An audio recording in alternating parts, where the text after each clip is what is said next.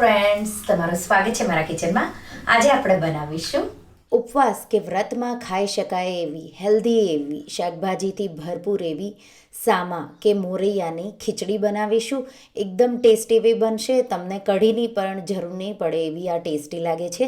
જો તમને મારી રેસિપીઓ ગમતી હોય અને હજુ સુધી ચેનલને સબસ્ક્રાઈબ ન કર્યું હોય તો સબસ્ક્રાઈબ કરજો અને બાજુમાં આપેલી ઘંટી દબાવજો એટલે નવી નવી રેસિપીના નોટિફિકેશન આવે. તો ચાલો બનાવીએ. એના માટે એક બાઉલમાં અડધો કપ સામો મોરૈયો કે ઇંગ્લિશમાં એને બાર્નયાર્ડ મિલેટ કહેવાય છે અને સારી રીતે ધોઈ લઈશું અને 5 મિનિટ જેવું એને પાણીમાં રાખીશું. ત્યાં સુધીમાં આપણે વઘાર રેડી કરી લઈશું. પ્રેશર કુકરમાં 1 ટેબલસ્પૂન તેલ અને 2 ચમચી જેટલું ઘી ઉમેરીશું. હલકું ગરમ થવા દઈશું. ગરમ થાય એટલે 2 ટીસ્પૂન જેટલું જીરું ઉમેરીશું. જીરાનો કલર બદલાવા દઈશું.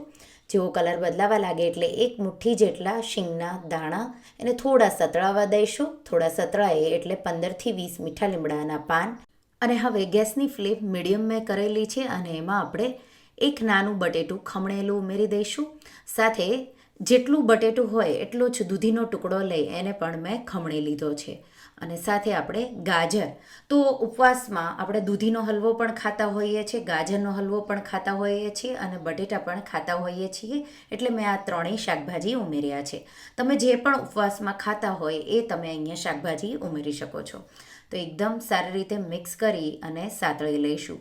અહીંયા આપણે લીલા મરચાં પણ ખાતા હોઈએ છીએ તો કેપ્સિકમ ઉમેરવું હોય તો એ પણ ઉમેરી શકો છો. આ રીતે મેં 2 મિનિટ જેવું શાકભાજીને સાતળ્યું. સાથે 1 ટેબલસ્પૂન આદુ મરચાંની પેસ્ટ અને 1/2 ટીસ્પૂન જેટલું મીઠું ઉમેરીશું. મિક્સ કરીશું અને લગભગ આપણે સ્લો ટુ મીડિયમ ફ્લેમ પર 5 મિનિટ જેવું શાકભાજીને સાતળી લેવાનો છે. તો આ રીતે શાકભાજી સતળાશે એટલે ખીચડીનો ટેસ્ટ બહુ ટેસ્ટી એવી બનશે. સાથે 1 ટમેટું ઝીણું કટ કરીને ઉમેરી દઈશું. મિક્સ કરીશું તો એનાથી ખટાશ આવી જશે.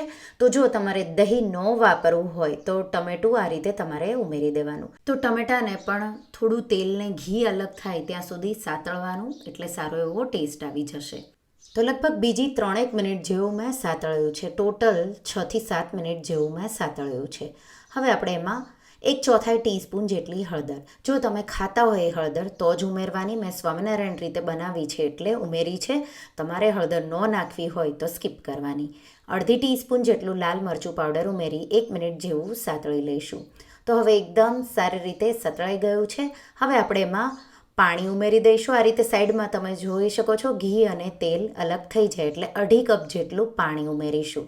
તો અહીંયા આપણે અડધો કપ જેટલો મોરૈયો લીધો છે તો એનું આપણે 5 ગણું પાણી એટલે કે 1/2 કપ જેટલું પાણી ઉમેરી દેવાનું.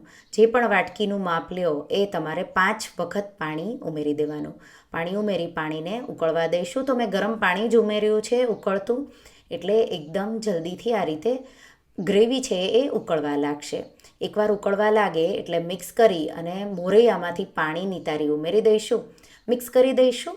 તો એકદમ સારી રીતે મેં મિક્સ કરી દીધું છે. હવે આપણે એમાં 1 ટીસ્પૂન જેટલી ખાંડ ઉમેરીશું. ગાજર ઉમેર્યું છે એટલે ગળપણની જરૂર નથી, પણ જો તમને ન ઉમેર્યું હોય ગાજર તો થોડી ખાંડ ઉમેરી દેવાની. અને આ રીતે થોડું મીઠું હું એડજસ્ટ કરી લઈશ. ઓછું છે થોડું, 1/2 ટીસ્પૂન જેટલું મેં વધારે ઉમેર્યું. અને એકવાર સારી રીતે મિક્સ કરી તો તળિયે બેસી ન જાય એટલે મિક્સ કરી પ્રેશર કુકરનું ઢાંકણ ઢાંકી મીડિયમ ફ્લેમ પર 2 વિસલ કરી લઈશું. 2 વિસલ થાય અને પ્રેશર નીકળે એટલે કુકરનું ઢાંકણ ખોલીશું. તો આ રીતે ઉપરથી ગ્રેવી જેવું હશે પણ નીચેથી એકદમ સારી રીતે મોરૈયો માત્ર 2 જ વિસલમાં થઈ જશે. તો ઉપરથી લીલા ધાણા છાંટી દઈશું અને આ રીતે મિક્સ કરી દઈશું.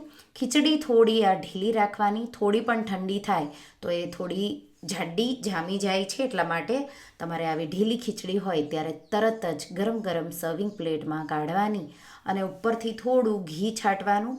આ ખીચડી સાથે તમને કઢીની પણ જરૂર નથી, એટલી ટેસ્ટી એવી લાગે છે.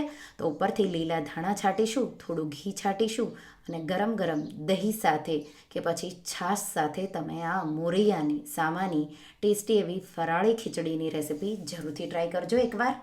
તો તમને આ રેસિપી કેવી લાગી મને કમેન્ટમાં જરૂરથી જણાવજો. અને જો રેસિપી ગમી હોય તો વિડીયોને લાઇક કરજો, શેર કરજો અને મારા ચેનલને સબસ્ક્રાઈબ કરજો. અને આવી જ નવી રેસિપીઓ માટે તમે બેલ આઇકન બટનને પ્રેસ કરજો. અને હા, હજી 75% લોકોએ સબસ્ક્રાઈબ નથી કર્યું તો કેમ નથી કર્યું? જલ્દીથી કરી દેજો સબસ્ક્રાઈબ એટલે મને મોટિવેશન મળે. Thank you for watching.